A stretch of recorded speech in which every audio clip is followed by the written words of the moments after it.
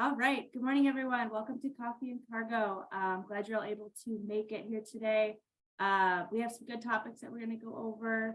But before I begin, if you guys have any questions as we're talking here today, get them in the Q&A and we'll try to get to as many as we can at the end.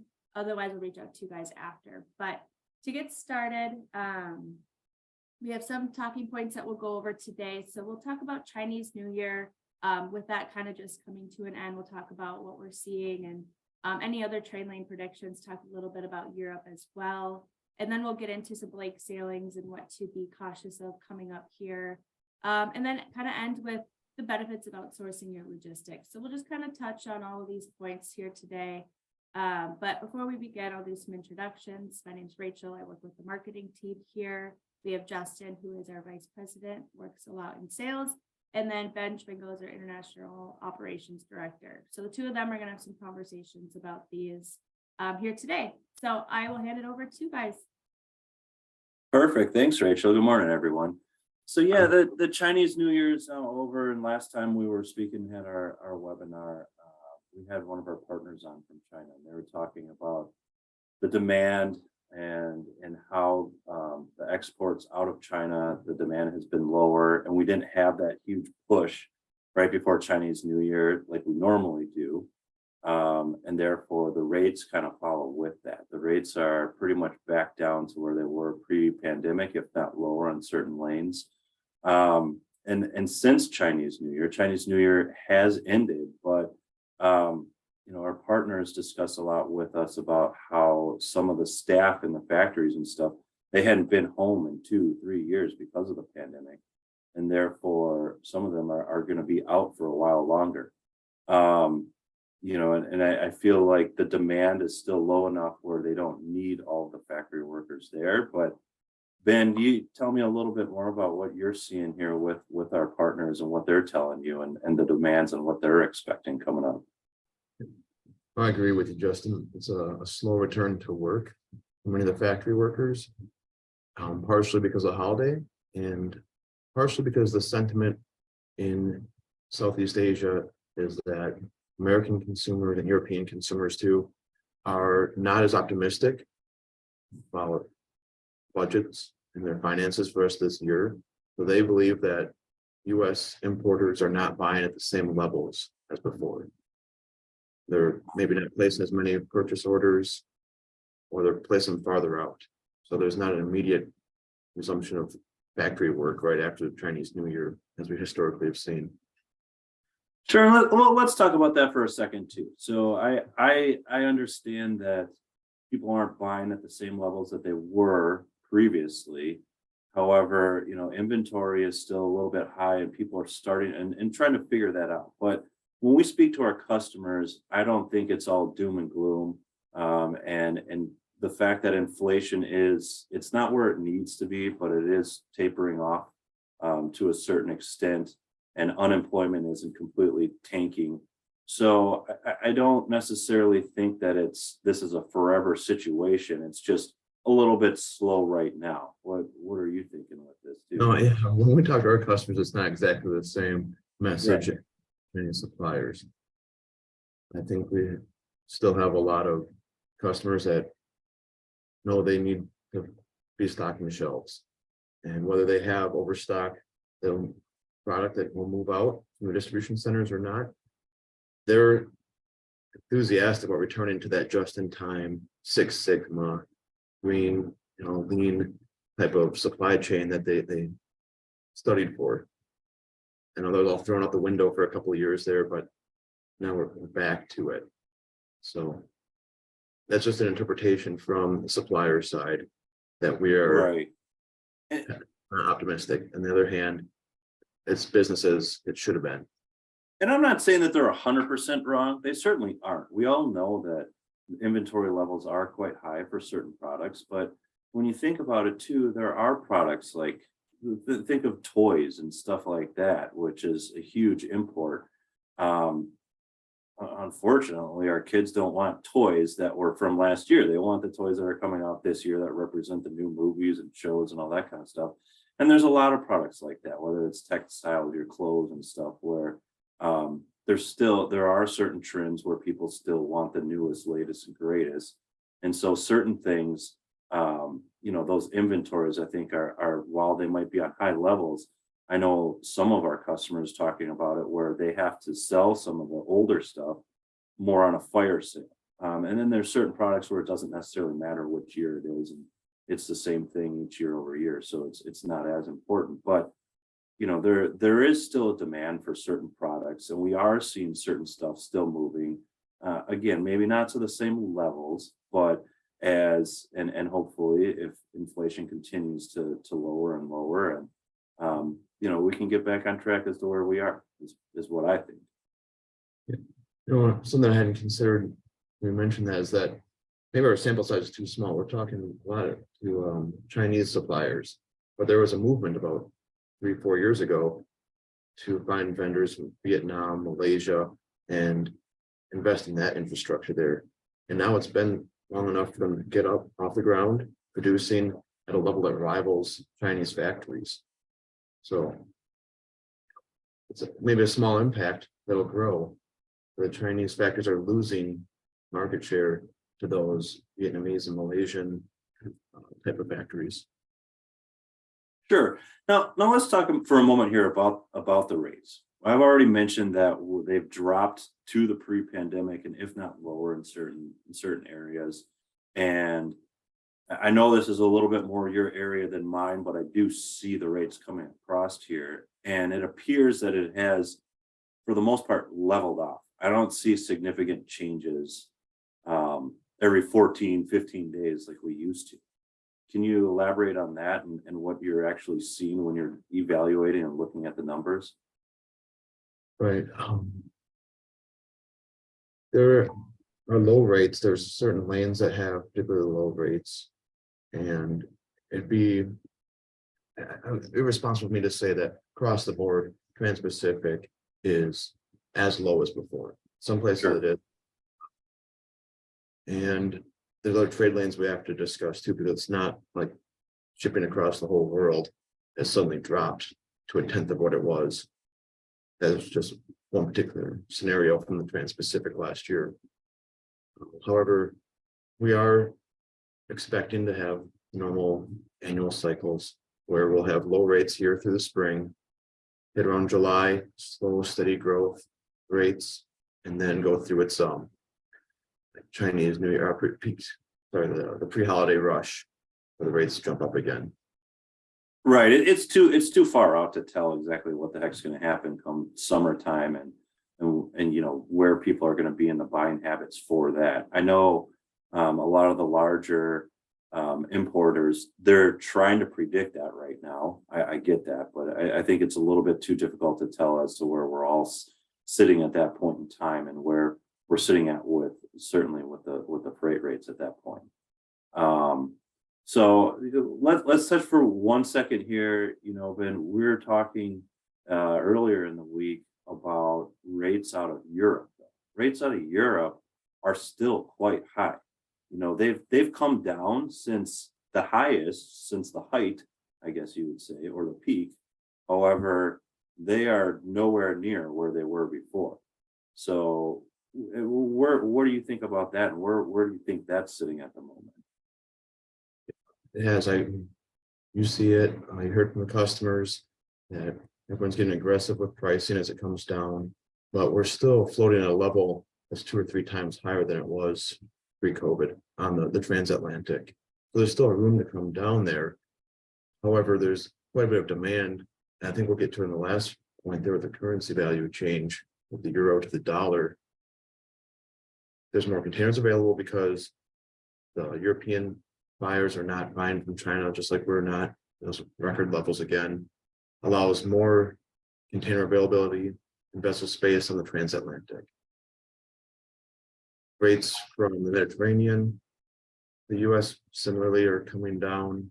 India, quite a bit lower. Northbound out of South America has extreme ranges. You have high pricing that gets vessel space and low pricing that saves a lot of money, but it's not predictable departures. That trend's probably going to stay for the next 6 months or more. Looking at, Interesting. and that's important because of so many commodities that come out of South America and how many refined products go to South America. We're looking at predictable departures, exports to South America because they have to hit certain timelines for implementation of new factories, new product lines. But the wood, stone, grains, etc., coming out of Brazil, you're typically looking just for low cost providers there. Yeah, the commodities. So, and that kind of leads into another conversation here within our webinar today is the blank sailings, and where we're going with that, and what carriers are doing with that. Can you touch a little bit on the blank sailings and exactly what you're expecting us to see? Yep, I'd be happy to. Last month we had our friends from RS join, and they weighed in, showed their forecast. It's proven to be very accurate. Blank sailings are going to be a major issue this year, similar to space constraints of the last couple of years. Where are we talking out of? Just China, just where? Or all of Asia. all of Asia, okay. Yes, because there's the vessels going from Korea to Indonesia and back to the United States on those rotations. They're implementing blank sailings because there might not be enough demand at any certain port to justify that vessel stopping off there, which throws a wrench in a lot of planning and creates a rollover or a 1 week delay at least of certain container.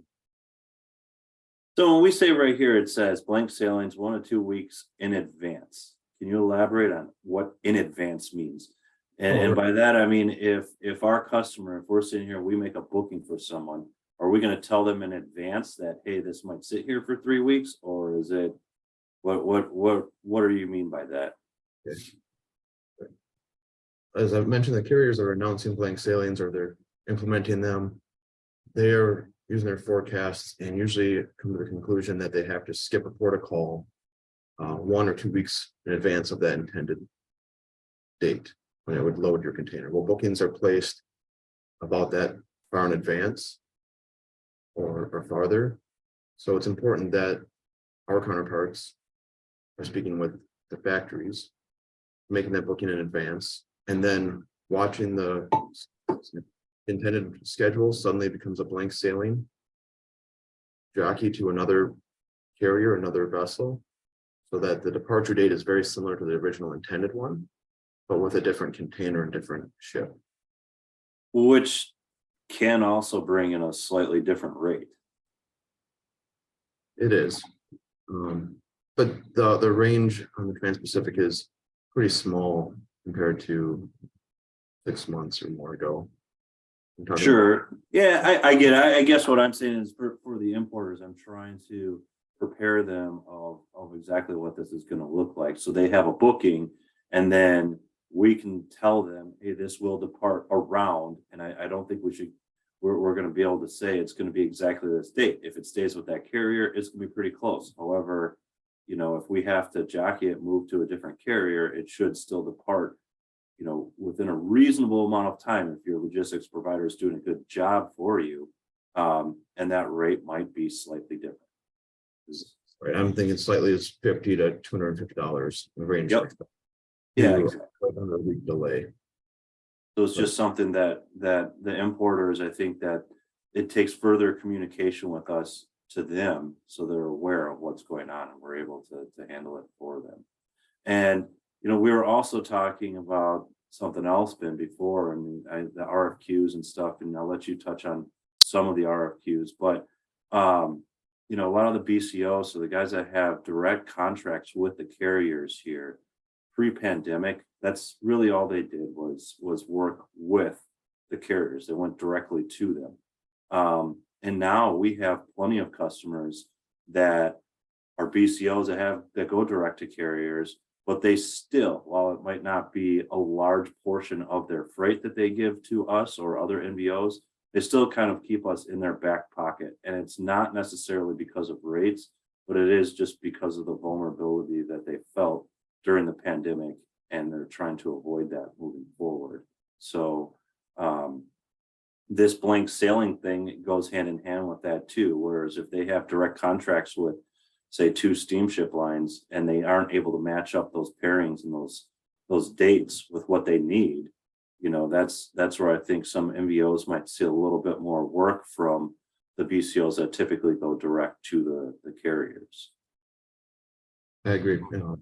Whether you import 500 containers a year or 5,000, or even I've seen contracts for 100 containers a year. That could be direct with the carriers or piggybacking off of an NVOCC's contract direct with the carriers.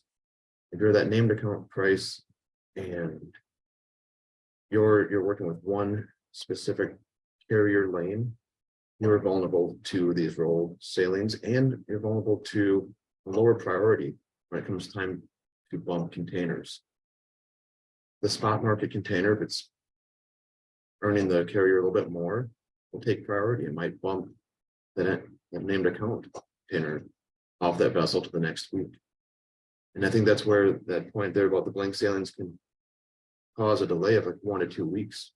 If it's bumped, it's not high enough priority, and then it hits a blank sailing. And that's why it's wise, if you're importing like that level, to set aside a certain amount of your volume for the spot market per month, where you can make sure that certain POs get out on time. Because an NVO's Chinese or Asian partner is jockeying for that space to make sure it is departing as near to the intended date as possible, if there isn't, disruption. Right. Ben, do you know if I see one of our questions coming in here actually about blank sailings, and are you hearing that some ports are going to be more vulnerable than others to this blank sailing, or are we just being told it's a smorgasbord of blank sailings? Right. No, it certainly will happen more often in the smaller ports.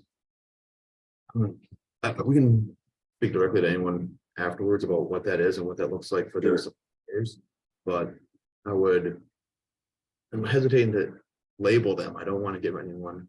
No, I get it. You don't want to cause panic when it might not be necessary here, but yeah, I do see the question out there, and we'll respond to that question personally too.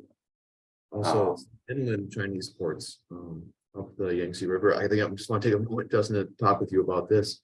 There is low water concern on the Yangtze River that usually takes barge containers from Wuhan, Chongqing, those interior Chinese factory cities that simply won't have ability to take it downriver because of the low water levels. And we've come up with creative solutions to truck it rather cost effectively, and certainly avoid delays of many weeks or even months that would have occurred. Sure, they're very good. With that being said, Ben, is there something you wanted to touch base more on the RFQs, or I know that season is arising and it's coming soon, but not quite here yet. People are preparing for it. All importers have to be looking at that on our line, right? What's the cost going to be? And we're looking to save on shipping costs. However, there's a lot that can be concealed in an RFQ as much as revealed. There's a lot of surcharges that may or may not apply. And I think it's important to continue focusing on that service level and what's the value of good service. To rely that the shipping container will come in, the warehouse dockers will be alerted upon arrival. That component of it too, and have a full conversation beyond just the RFQ with the freight forwarders that are making the bids. Right, and I think from the sales side, my perception of it is generally in one of two buckets here. I guess it could be three, but it's realistically for us when we're working with a customer. If it's a new customer, and you can tell right away if they are either just trying to verify or confirm that their current or their incumbent carriers, if their rates are within the realm of where they should be.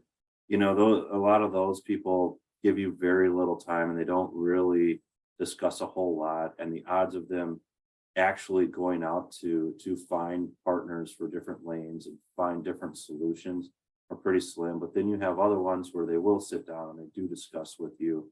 And I guess this is just a perception from the MVO side is, if you really are looking at this as a tool to get a hold of a new partner or truly evaluate something, I think, as you were alluding to, you have to have full-on conversations with them. So there's full transparency as to what you're looking at, what the numbers represent, and then what those service levels actually look like and what you can expect from the MVO versus just putting random numbers on a spreadsheet and submitting it.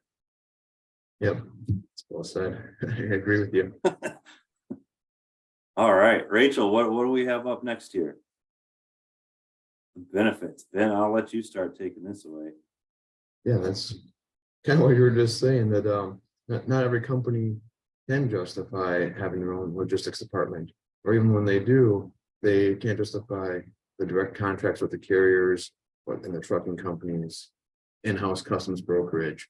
And that's what we're here for. We're an extension of importers and exporters logistics teams, because we have that knowledge to make things happen right the first time, and the contracts and the connections to be that extension of their team. And I think it's I actually think it's interesting because when you look at it from an overhead view, and it's what do we do? What are we doing? Right? We're still delivering something from point A to point B, and it's amongst all the different contracts that we have and relationships that we have within the industry to get that done. And so from that level, we're doing the same thing for all of our customers, everyone that we work with. We're communicating, we're doing that.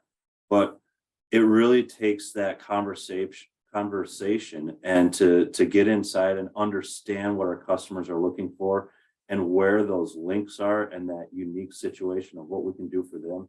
And that's where it really becomes different for each individual company that we work with, because we focus on certain areas and certain needs and certain benefits for people. Everyone from, some smaller company where our main point of contact is their president and primary owner, who's the one traveling overseas and stuff with to work with the factories of where they're buying these goods and stuff like that. And they do have a team, but they're the main focal point. They're the ones that we're talking to companies where they have full-on logistics staffs that are sitting here and working at this stuff. However, they use us because going direct to a carrier might leave them slightly vulnerable. And so I do think it's unique that while on the granular level, we're doing the same thing, but we really aren't when we look into it and figure out what we're doing for each individual customer. Clients can take comfort in knowing the scalability is easier when you have an outsourced NVO like us working the logistics for you. If you suddenly have to bring in 3 times as many containers at the end of this year, you didn't have to triple your staff and train them. We've already been working with you. Many customers, we've been working many years beyond their typical staff time. Right. So with that being said, Ben, do you have further comments here with this? I have to talk with anybody that wants to hear more about that extension, their logistics department, and hear how they want their experience improved. And I think, to reiterate, I think that's what it is. It's to have that sound understanding, that to build that relationship of what we could do to make their life easier, or what would their business benefit from. And that's where things can be different within each. And that's where it separates an MVO from just being a commodity, just moving something from point A to point B versus actually having an in-depth knowledge of what's making a difference and how that client operates internally. Yeah. Agreed. Awesome. Well, thank you guys for all that insight. If you guys have any questions for Ben or Justin, you can reach out to us But other than that, we have our next Coffee and Cargo March 15th at 10 a.m. Central Time. We do offer a monthly mailing list if you don't want to sign up each month. So you could email myself at rachel@nlusa.com for that. But Ben, Justin, any last comments? We're good. You're good? All right. But well, thank you. Always a pleasure. Yep. See you next time. Thank you. Bye, guys.